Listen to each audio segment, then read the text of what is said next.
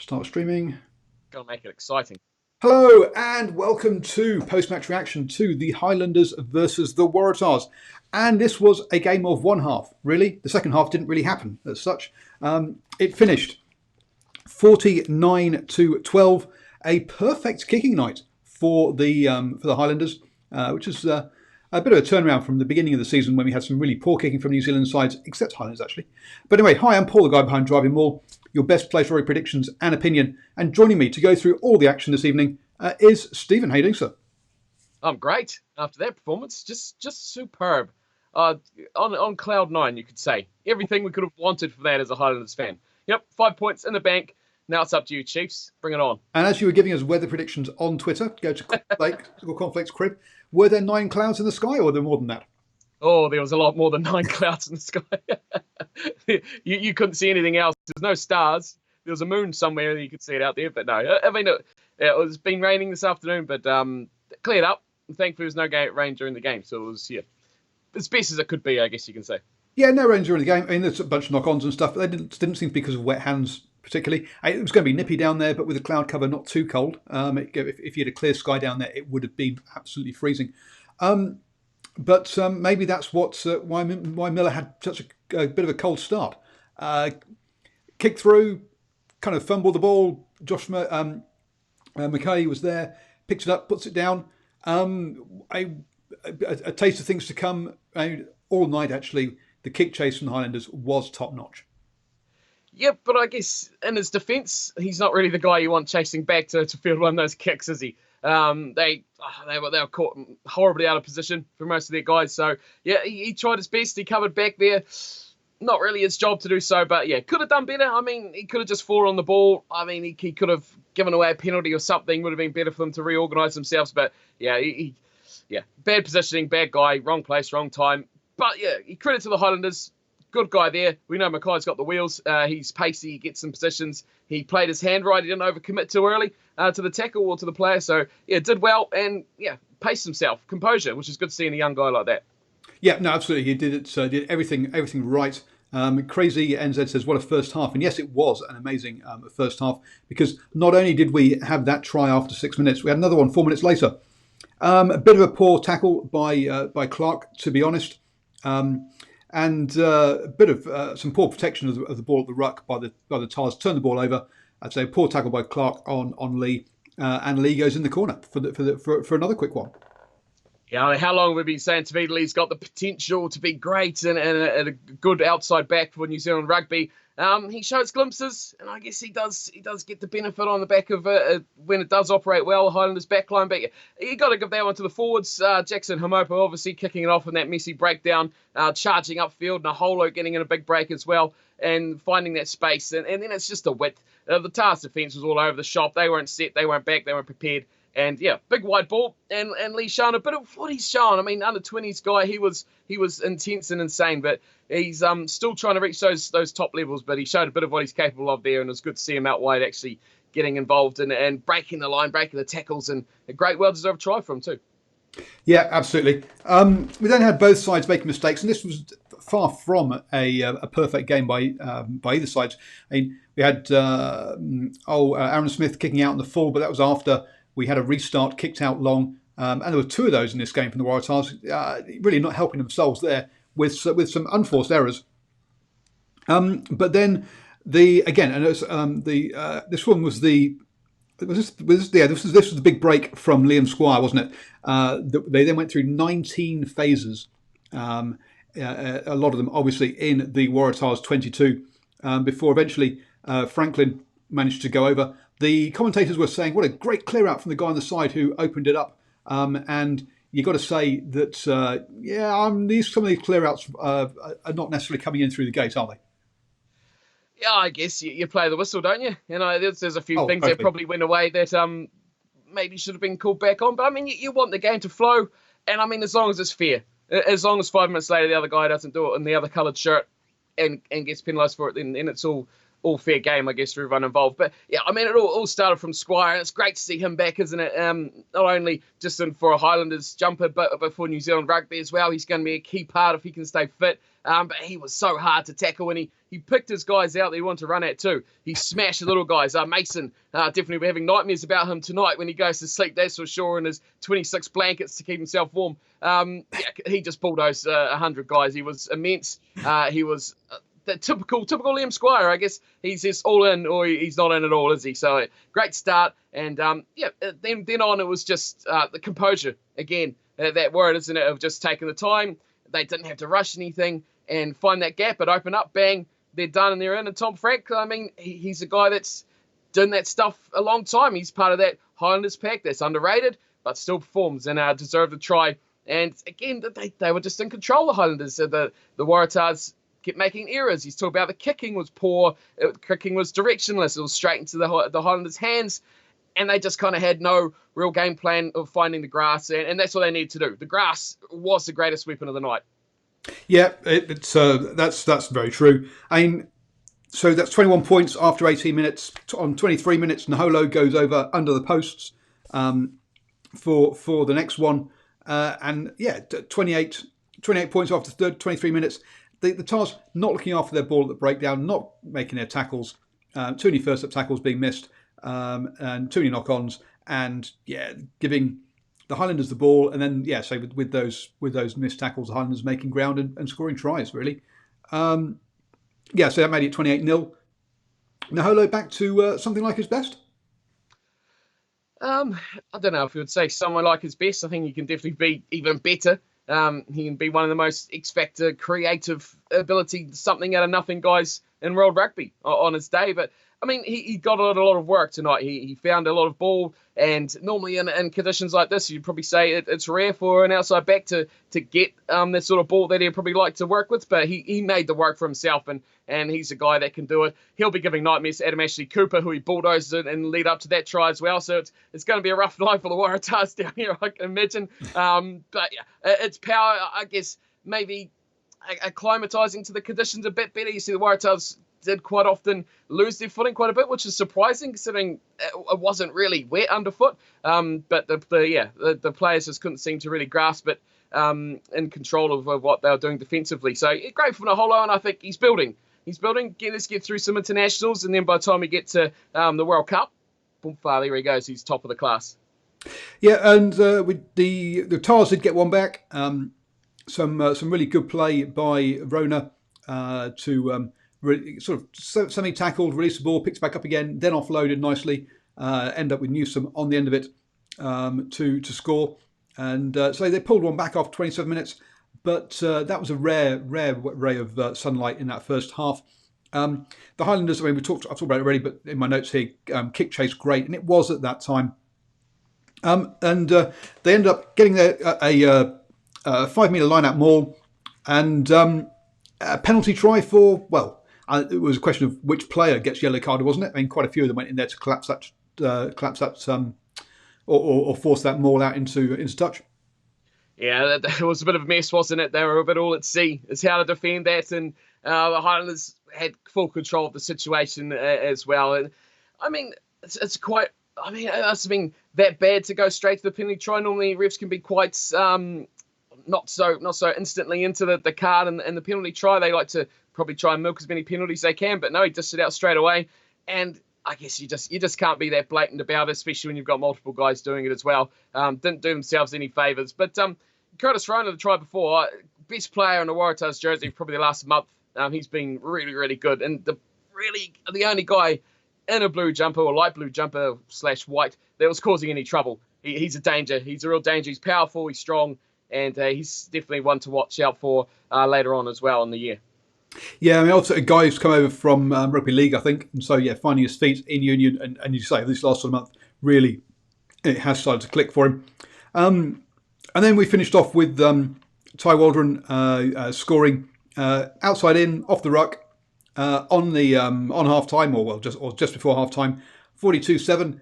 And I think a few of us were kind of dreaming of, is this going to reach 80? Yeah, it would be nice, wouldn't it? I mean, 42 in the first half, and that's crazy. Beforehand, you're going 3 tries. The 3-try win's going to be tough to get, and then they smashed those 3 at the start, and it's like, let's just hold on to this, and it kept going, and it got really exciting. So 42 in the first half was a dream. absolute dream. And yeah, I mean, we were looking at 50, 60, 70 points, weren't we, at that stage? But yeah, great first half from the Highlanders. And I think they knew it. They're smart and they've got clever guys. Aaron Smith, who created that try before the break. That's the smarts, and they knew what they had to do in the second half. And scoring a load of points wasn't number one priority. More defensively was the target. It was in that first half, so 67% possession and 76% territory shows you how much the Highlanders really did dominate that half, and they got the points that go with it. Sometimes the teams don't, but they did. The Tars didn't help themselves. I mean, I think there was some like 0-5 was the penalty count at half time. I'm sure Newsom scored on a penalty advantage, but even so, that was very, very clean work by the Highlanders. And the Tars 81% tackling in the end. Yeah, I think that was probably in the 70s at half time, because the second half they came out and played much better. Yeah, the second half was definitely a lot more even, but I think, like I was saying before, the whole target of what the teams are trying to do is a bit different. The first half, definitely focus for the Highlanders was to go out, pile on the points, try as much as they can to get tries. They knew tries were important.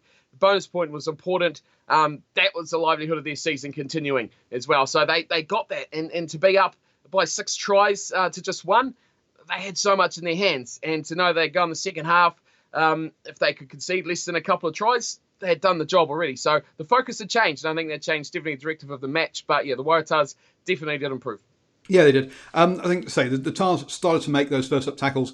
The Highlanders finished with 94% tackling. They had a fantastic night on defence. Didn't let the Waratahs get away with much at all. To me, it just all became very scrappy in that second half. Both sides dropping the ball. We ended up with 10 scrums for the Highlanders, 7 for the Tars. That's quite a lot of scrums in a game. Not good news for the Tars, because on the whole, the Landers were were definitely up at the scrum time, causing some pain. But I got to say, yeah, it became a scrappy second half. Both sides going through a few phases before turning it over. I think 14 turnovers for the Highlanders and 18 for the Waratahs in the end. That's quite a few.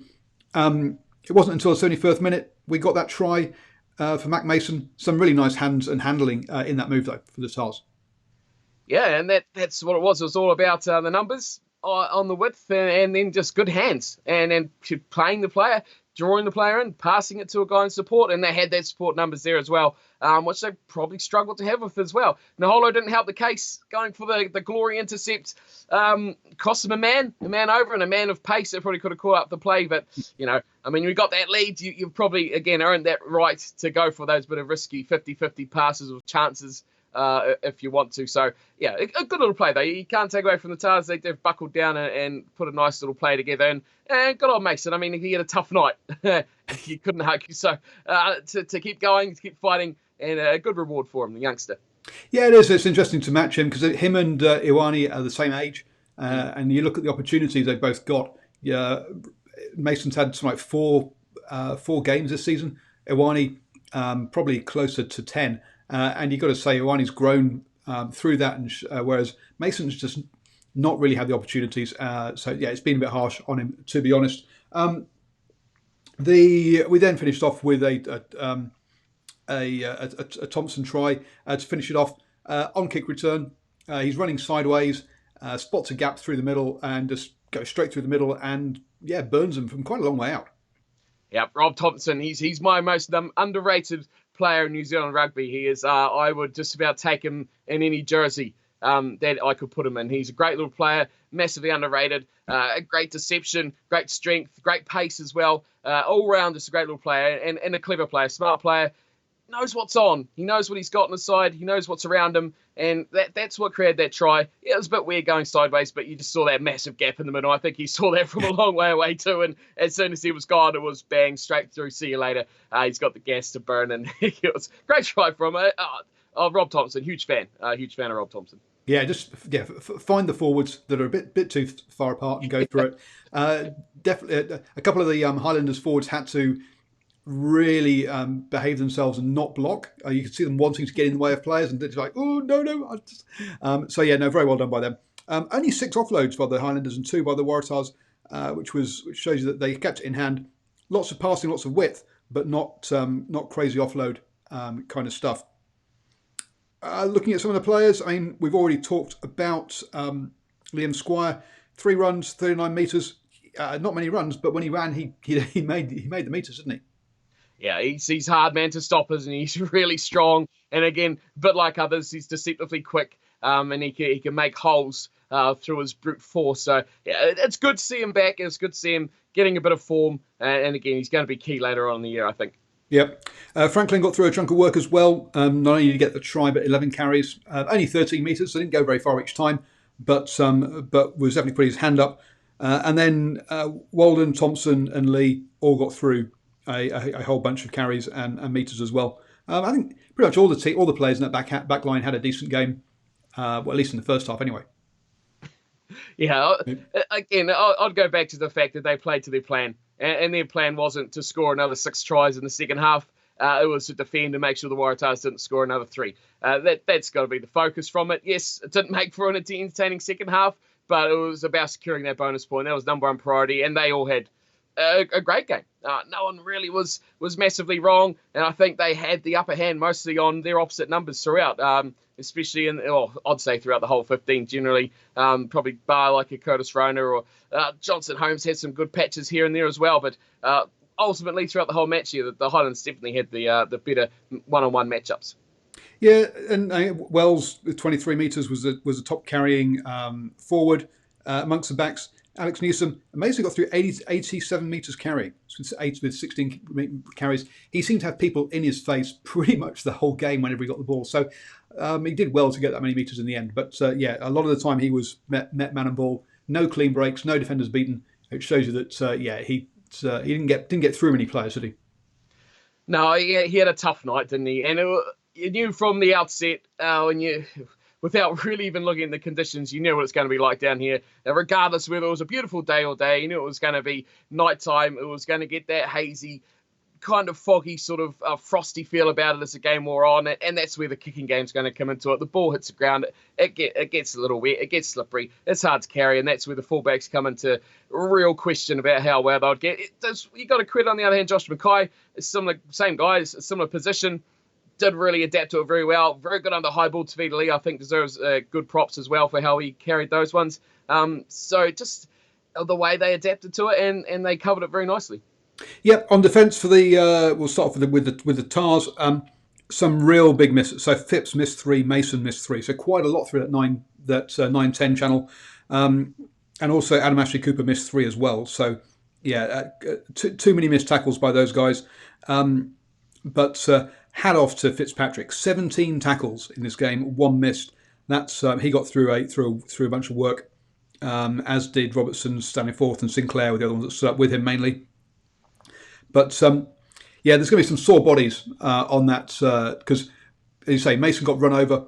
A few other players did as well. So yeah, definitely some sore bodies there on that side of things.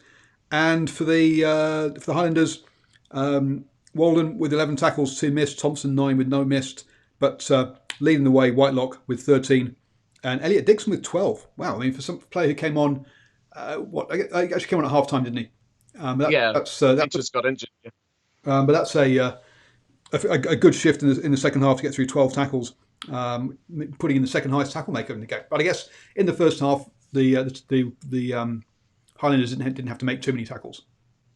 Yeah, I think we knew from the outset when they selected Mason to start a number 10 jumper, I think we knew that Phibbs is going to have the hands full to deal with Aaron Smith, who is a handful no matter what you got. But you don't have that strong connection between your 9 and 10. It puts pressure on the more experienced one to cover, essentially, what the less experienced one can do. I don't think you can afford to do that when you're up against someone like Aaron Smith. And I think it would be the other way if it was Hamilton and someone else, even Ioane for that case, was starting and it was against Phibbs and Foley.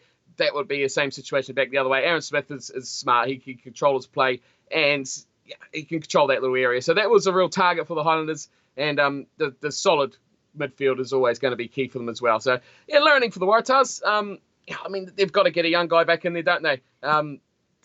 They're really, Australian rugby full stop is really struggling for that number 10 jumper. And you can't keep throwing money at that Foley situation. He's not going to be around forever. So, time to go and watch the Rebels versus the Chiefs. Thank you very much to Stephen. Go check out his YouTube channel, Cornflakes Crib, and also on Twitter, Cornflake as well. I've been Paul. Watching recording. Up there is how you subscribe to the channel. Down there is how you support the channel. Become a supporter. Get access to exclusive videos. Over there are 2 videos that the YouTube Artificial Intelligence is going to enjoy. So go give them a watch too. Cheers, and enjoy the rest of rugby this weekend.